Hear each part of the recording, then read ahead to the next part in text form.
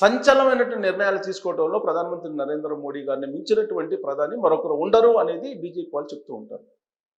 ఇప్పుడు యుద్ధ సమయం, ఇది కలిసి వచ్చినటువంటి సమయం. ఈ సమయాన్ని కూడా భారత ఆర్థిక వ్యవస్థకి, భారత ఆర్థిక వ్యవస్థను బలోపేతం చేయడానికి ఉపయోగించుకోవాలి అనేటువంటి ఒక చర్చ ఢిల్లీలో మొదలైంది.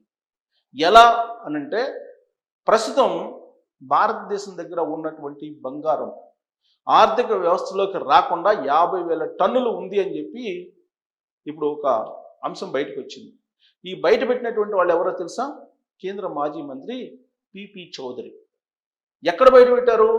అసోచామ్ వేదిక మీద. మరి అసోచామ్ వేదిక ఆర్థికపరమైన అంశాలకి ఒక వేదిక అది.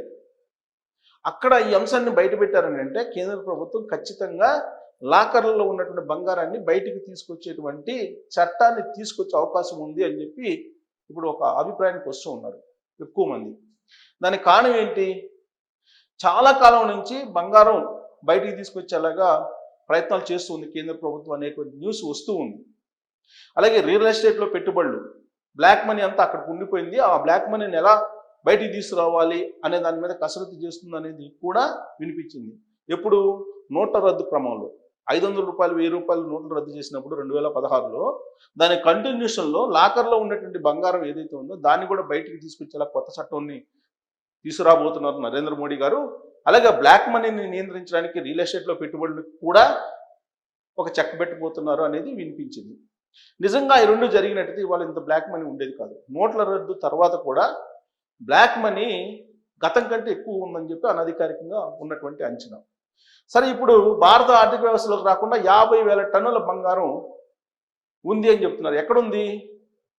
ప్రైవేటు వ్యక్తుల దగ్గర, అలాగే దేవాలయాలకు సంబంధించినటువంటి ఖాతాల్లో ఉంది.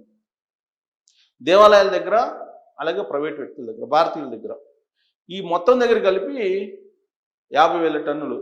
దీని విలువ ఎంత తెలుసా? 940 లక్షల కోట్లు. ఇది లెక్కేశారు ఆయన. ఎవరు? పిపి చౌదరి, కేంద్ర మాజీ మంత్రి. అసోచామ్ వేదిక మీద చెప్పినటువంటి లెక్క ఇది. ఈ 940 లక్షల కోట్ల రూపాయల విలువైనటువంటి బంగారం